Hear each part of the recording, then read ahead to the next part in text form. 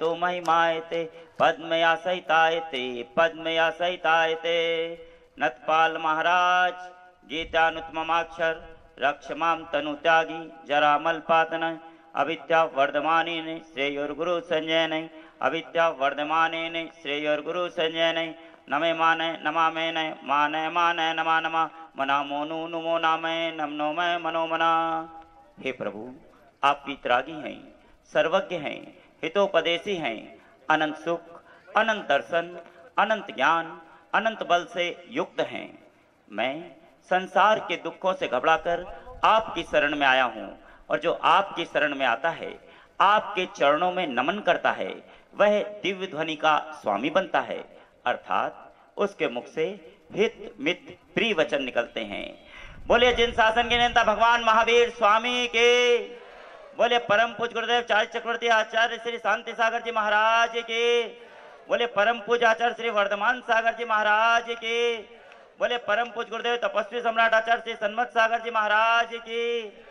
अगर आपको थकान दूर करनी हो, पूरे आनंद के साथ, जोर से नहीं लेकिन प्रेम से जय जरूर बोलना। आचार्य श्री पुष्पदन सागर जी महाराज के, बोले परम पूज्य गुरुवर अंतर्मना मुनि श्री प्रसन्न सागर जी महाराज के, बोले अहिंसामय विश्व धर्म के, बोलिए सौमूर्ति 108 पीयूष सागर जी महाराज की, मुनि संघ की। बल्कि इतिहास के पन्नों में हमेशा के लिए दर्ज हो गया है, वो एकमात्र ऐसी नगरपालिका, ऐसी नगरी बन गई है जहां पर गुरु का द्वार, गुरु के सर्किल और गुरु के नाम से लिंक रोड का एक साथ लोकार्पण किया गया है।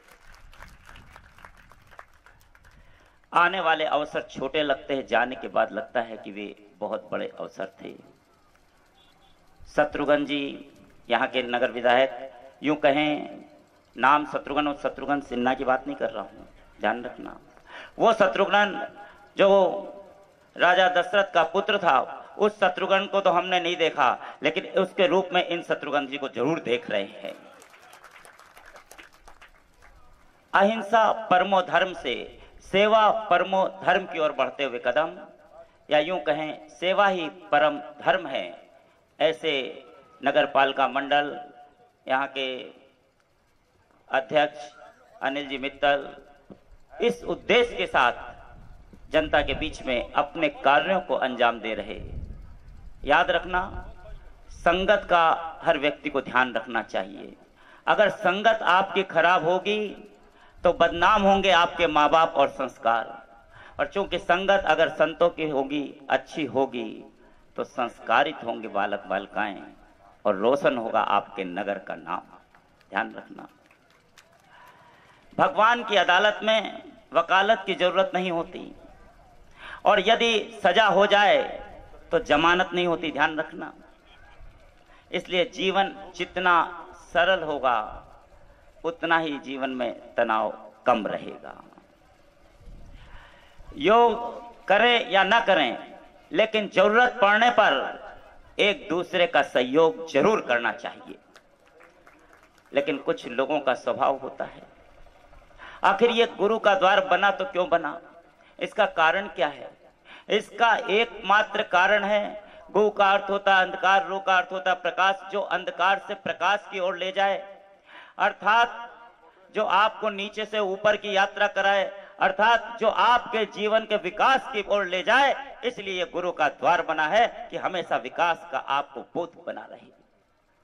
और लिंक याद रखना, यदि लिंक रोड का नाम अंतर्मना मुनि प्रसन्न सागर जी रखा गया तो उसके पीछे कारण यही होगा कि हमारा संबंध लिंक हमेशा, आप यदि परमात्मा के पास जाओगे, एक व्यक्ति परमात्मा के पास गया और उसके साथ में उसका गुरु भी था, उसने कहा प्रभु मेरे साथ न्याय कीजिए, मुझे बहुत तकलीफ है, कष्ट है, अगर मैं गलत काम करूंगा तो क्या? बोले तुमने गलत काम किया था इसीलिए तो तकलीफ और कष्ट है।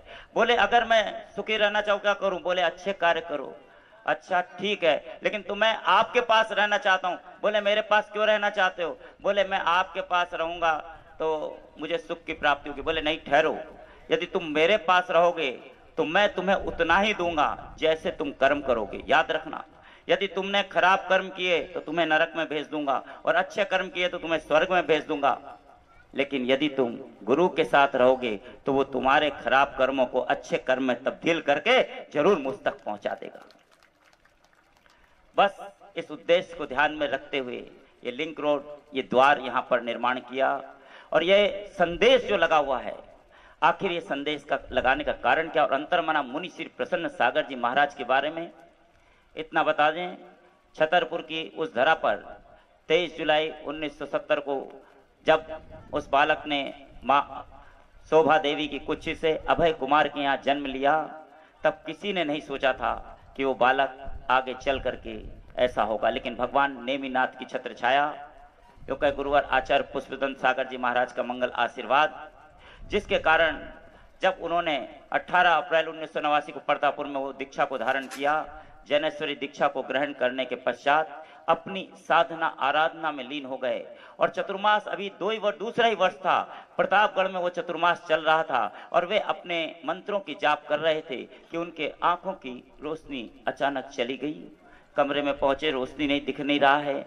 गुरुजी के पास गए, गुरुजी ने उनका हाथ पकड़ा और लेकर के वहां पहुंच गए जहां पर उन्होंने जाप की थी। और जैसे ही पहुंचे, तुरंत वहां का यक्ष देवता प्रकट हो गया और उसने इतना ही कहा कि मुझे इसने क्यों सिद्ध किया है, आज तक मुझे कोई सिद्ध नहीं कर सका। उन्होंने यही कहा कि मेरा सिद्ध करना कोई उद्देश्य नहीं था, मैं तो मंत्रों की साधना आराधना कर रहा था अपने गुरु आज्ञा से, बस। तो मुझे कोई काम बताओ, ऐसा काम जो कभी समाप्त ना हो। आचार्य श्री ने, गुरु जी ने तुरंत कहा कि तुम जिन धर्म की प्रभावना करते रहना तथा जब भी ये याद करे, स्मरण करे तो उपस्थित हो जाना। बस इतना कहा, उनके आंखों की रोशनी आ गई। भक्ति में शक्ति है, भक्ति पूर्वक मंत्रों का जाप किया तो अंतर्मना की वो रोशनी आ गई। उस रोशनी के बाद उन्होंने अपनी आंखों की रोशनी से साधना आराधना के साथ केवल अपने ही लिए नहीं, जन जन के लिए कार्य किया। आखिर सिंह निष्कृत व्रत उपवास की साधना, दिगंबर जैन मुनि 24 घंटे में एक बार ही खड़े होकर के आहार और जल ग्रहण करते हैं, इसके अतिरिक्त वे नहीं लेते। और उसमें भी वो अंतर्मना मुनि श्री प्रसन्न सागर जी महाराज ने बता रहे थे 186 दिन में 153 दिन की कठिन साधना, जिसमें अन्न और जल का एक भी कण और एक भी घूंट ग्रहण नहीं किया। उस कठिन साधना को मौन पूर्वक, अगर आपसे कह दिया जाए आप मौन हो जाओ थोड़ी देर के लिए, और कोई कमरा अंदर से बंद करके उसमें मौन रह सकता है क्या? सोचो, आपका मन कभी टीवी की तरफ दौड़ेगा, कभी किसी और की तरफ दौड़ेगा, कभी कुछ लिख करके बात करने का मन करेगा, कभी किसी को इशारा करने का मन करेगा, लेकिन उन्होंने आर्य मौन रखा। भगवान महावीर स्वामी के पश्चात इन 2600 वर्षों में इतनी कठिन साधना को करने वाले अगर कोई एकमात्र मुनि है, संत है, तो वो अंतर्मना मुनि प्रसन्न सागर जी महाराज है। और अंतर्मना मुनि श्री प्रसन्न सागर जी महाराज के व्रत उपवास इतने करने का कारण, एकमात्र कारण यह, जहां उन्होंने अपनी इंद्रियों पर विजय प्राप्त करने का कार्य तो किया ही, लेकिन उनका उद्देश्य कि संसार में प्रत्येक व्यक्ति के लिए भोजन उपलब्ध हो, प्रत्येक व्यक्ति के लिए पानी उपलब्ध हो, कोई भी संसार में व्यक्ति भूख से न मरे, प्यास से न मरे, इस हेतु वो अपने व्रतों की साधना आराधना कर रहे हैं। और तो और उन्होंने संस्कारों को जन जन तक पहुंचाने का प्रयास किया। वो राखी का त्योहार, वो घर घर में जो मनाया जाता था राखी का त्योहार, उस त्योहार को ला करके उन्होंने पूरे विश्व के पटल पर पहुंचा दिया। क्यों? राखी, उनको ये जो संदेश यहाँ पर लिखा हुआ है, उस स्तंभ में क्या संदेश लिखा है? उस स्तंभ में यही तो लिखा है, राखी चाहे जमीन की हो या कलाई की, राखी की रक्षा होनी चाहिए, क्योंकि राखी की रक्षा संस्कारों की रक्षा है। अर्थात भ्रूण हत्या का ना होना, कन्या हत्या का ना होना, जो लिंग अनुपात घट रहा है वो न घटने देना। बेटी पढ़ाओ, बेटी बचाओ, बेटी को आगे बढ़ाओ, देश को विकास के पथ की ओर ले जाओ। ये राखी के संदेश पर वो पहले एकमात्र ऐसे दिगंबर जैन संत हैं जिनको फॉरेन की, विदेश की वियतनाम यूनिवर्सिटी ने डॉक्टरेट की उपाधि से सम्मानित किया। सोचो जरा, वे ज्यादा लौकिक शिक्षा ग्रहण नहीं की, क्लास 5 तक ही पढ़े हुए, लेकिन फिर भी उनके हर कार्य के पीछे कोई ना कोई गहरा रहस्य छुपा हुआ है। और याद रखो, जब मीरा ने याद किया तो नारायण श्री कृष्ण आ गए, जब सबरी ने याद किया रामचंद्र जी आ गए, और जब केकड़ी में अनिल मित्तल सहित आप सबने याद किया अंतर्मना मुनि प्रसन्न सागर जी आ गए। पानी बरसता है, सबको एक समान मिलता है, लेकिन फिर भी करेला कड़वा हो जाता है, बेर मीठा हो जाता है, और इमली खट्टी हो जाती है। इसमें पानी का दोष है? नहीं नहीं, इसमें तो बीज का ही दोष है। याद रखो, जैसे ही वैसी तरह से भगवान और संत सबके लिए एक समान होते हैं, लेकिन दोष तुम्हारे कर्मों का है। इसीलिए नारायण श्री कृष्ण ने गीता में कहा कि जो जैसा कर्म करेगा वैसा फल देगा भगवान। इसलिए अपने कर्मों को व्यवस्थित रखो, अच्छे कर्म करो। कभी कभी किसी को विकास के कार्य नजर नहीं आते, या यूं कहें उनका उद्देश्य बन जाता है कि हमें विकास के कार्यों में रोड़ा अटकाना है। वे कर्म ही ऐसे करते हैं। मैं आपसे पूछना चाहता हूं कि आपके बच्चे यदि गंदगी में खेलें वो अच्छा था, या साफ सुथरे स्थान पर खेलें वो अच्छा था? बताएं, फैसला आपका। आपके बच्चे खेल रहे हो, आपका मन, आज का व्यक्ति बीमार पड़ा हुआ है। क्यों? घरों में अब कंजेस्टेड होते जा रहे हैं। व्यक्ति जाए तो कहां जाए? चारों तरफ पॉल्यूशन फैला हुआ है, प्रदूषण बढ़ रहा है। ऐसे समय में व्यक्ति अपने मन को स्वस्थ रखने के लिए उस गार्डन में, उस बगीचे की सैर कर आए तो उसका मन स्वस्थ हो जाता है। सोचो जरा, उस बगीचे का, उस चौपाटी का निर्माण इस दृष्टिकोण से किया, हर व्यक्ति स्वस्थ रहे, प्रसन्न चित्त रहे, उसका मन स्वस्थ रहेगा तो वो कार्य भी अच्छे कर पाएगा। इस दृष्टिकोण को ध्यान में, जहां पर कूड़ा गिरता था, कूड़े के ढेर पे यदि फूल खिल जाए तो बहुत बड़ी उपलब्धि की बात है। और इस कार्य में आवाज लोगों को न्यायपालिका तक जरूर पहुंचानी चाहिए। याद रखना, मंदिर के लिए झगड़े होते हैं, गार्डन के लिए झगड़े होते हैं, परिवार में झगड़े होते हैं, तो आपका विश्वास अपने परमात्मा पे नहीं बल्कि आपका विश्वास उस न्यायपालिका पे है। और न्यायाधीश जो वहां पर बैठा है उसका विश्वास उस परमात्मा पे है कि हे परमात्मा, मेरी कलम से कोई गलत फैसला नहीं हो जाए। सोचो जरा, विचार करो। इसलिए समय रहते जागना चाहिए। यदि बालक, बच्चा चिल्लाएगा नहीं तो माँ उसको दूध पिलाएगी नहीं। इसलिए अपनी आवाज तो व्यवस्थित रूप से बुलंद करना चाहिए।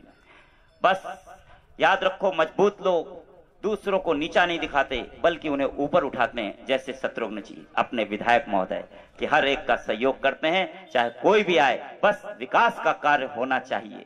ये बड़ी बात है। लोग डूबते तो समुद्र में हैं, लेकिन दोष देते हैं। डूब जाते हैं, कहते समुद्र में पानी बहुत था, नदी में डूब गए, पानी समुद्र का छोड़ दिया होगा इसलिए डूब गए, पानी को दोष देने लगते हैं। मंजिल मिले या न मिले, मंजिल अगर नहीं मिलती है तो किस्मत को दोष देते हैं, मेरी तो किस्मत ही फूट गई, खराब है। खुद संभल कर चलते नहीं हैं और ठोकर लग जाती है तो पत्थर को दोष देते हैं कि पत्थर देखो यहां बीच में पड़ा है, ये नहीं होना चाहिए, ठीक नहीं है। जमाना क्या कहेगा, इस पर लोग चिंता करते हैं। जमाना क्या कहेगा, यह मत सोचो को कि जमाना तो बहुत अजीब है। ना कामयाब लोगों का मजाक उड़ाता है और कामयाब लोगों से ईर्ष्या करता है कि ये कामयाब कैसे हो गया। ध्यान रखो, अगर समझाने से लोग समझ गए होते तो वो बांसुरी वाले ने बहुत समझाया लेकिन महाभारत को रोक नहीं पाया। ध्यान रखना, आने वाले अवसर छोटे लगते हैं, जाने के बाद लगता है कि वे बहुत बड़े अवसर थे। और जिस नगर में जहां संतों का, संत सभी के लिए है, सरिता सभी के लिए है, पवन सभी के लिए है, डॉक्टर सभी के लिए हैं, अध्यापक सभी के लिए, आज तक उन्होंने कभी भेदभाव नहीं किया। बस इसी तरह ये जनप्रतिनिधि भी सभी के लिए है। इनका एकमात्र उद्देश्य है कि विकास होना चाहिए, हर क्षेत्र में विकास हो, चाहे शिक्षा का क्षेत्र हो, चाहे स्वास्थ्य का क्षेत्र हो। विकास करते हुए व्यक्ति अपने लक्ष्य तक पहुंच सके, उसका जीवन सच्चा और अच्छा हो सके। और पूरे देश में एकमात्र केकड़ी की नगरपालिका ऐसी है जहां पर लोग कंप्लेन, शिकायतें करने नहीं आते बल्कि इस नगरपालिका में इसलिए आते हैं कि उनका मन स्वस्थ, प्रसन्न रहे और शरीर से वे स्वस्थ रहे और यहां पर आकर के उस हवाओं का आनंद लेते हैं। सोचो जरा, ऐसी एकमात्र अगर नगरपालिका है, इतनी सुंदर और व्यवस्थित बनी हुई। कभी केकड़ी में पूछो भैया कहां जा रहे हो, शाम का समय है, बोले टहलने के लिए जा रहे हैं। कहां जा रहे हैं? नगरपालिका जा रहे हैं। सोचो जरा, है कि नहीं? आपको अच्छा लगता कि नहीं लगता नगरपालिका आकर के? जिनको सोचो, वो गार्डन बना हुआ, किस लिए जा रहे हैं? गार्डन में जा रहे हैं। बोले क्या करें? बोले कोर्ट से स्टे ले आओ। अब लोग तो कोर्ट ने भी स्टे देके ठीक ही किया, यथा स्थिति बनी रहे, अर्थात बच्चे खेलते रहें और आप लोग हमेशा जीवन में इसी तरह से स्वस्थ एवं प्रसन्नचित्त बने रहें। आपने सुना, अनुग्रहित हूं और आपको बहुत सारी शुभकामनाएं देता हूं। और यहां पर जो ये संदेश लिखा है, जैन जगत की गीता तत्वार्थ सूत्र के 5वें अध्याय में आचार्य उमा स्वामी ने 21वां सूत्र, महत्वपूर्ण सूत्र दिया, परस्परोपग्रहो जीवानाम, जिसका कि सिंबल वहां पर बना है, जिसपे कि केंद्र सरकार ने डाक टिकट स्टैंप निकाला था परस्पर उपग्रह जीवा नाम पर। और वो संदेश पूरे विश्व में प्रसिद्ध है कि हम एक दूसरे का सहयोग करते हुए श्रेष्ठ ढंग से जीवन को जी सकें। बस इस संदेश के साथ कि जिए और जीने दो का नारा देने वाले कि हम भी व्यवस्थित जिए, तुम भी व्यवस्थित जियो, क्यों ईर्ष्या करते हो, आपस में हिल मिलकर प्रेम से जीवन को जिए। आपने सुना, अनुग्रहित हूं और आपको बहुत सारी शुभकामनाएं देता हूं कि आप इसी प्रकार से विकास के कार्यों को करते हुए पूरे देश में ही नहीं, पूरे लोगों के लिए, जितने भी लोग हैं उनके लिए एक नजीर बन जाए। और अनिल मित्तल जैसा व्यक्तित्व, मैं कहता हूं केवल केकड़ी में नहीं बल्कि हर नगर में एक अनिल मित्तल होना चाहिए, जिससे कि इस प्रकार के विकास के कार्य हो सकें। आपने सुना, अनुग्रहित हूं, आपके भीतर बैठे परमात्मा को नमन करता हूं और अपनी बहुत सारी शुभकामनाएं देता हूं। जय वीर, जय।